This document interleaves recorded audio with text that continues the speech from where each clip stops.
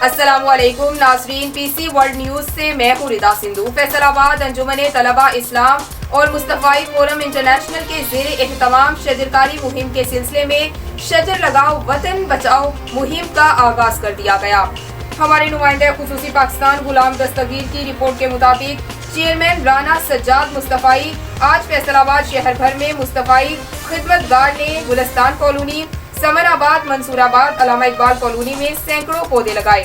فیصل آباد شجرکاری مہم کے کوارڈینیٹر ملک زین اور انجمن طلبہ اسلام کے ضلعی جنرل سیکرٹری میاں طیب شہاب سیالوی نے رضاکاروں کے ساتھ مل کر سرسبز پاکستان بنانے کے لیے مختلف یونین کونسلز میں گھر گھر پودے بھی تقسیم کیے۔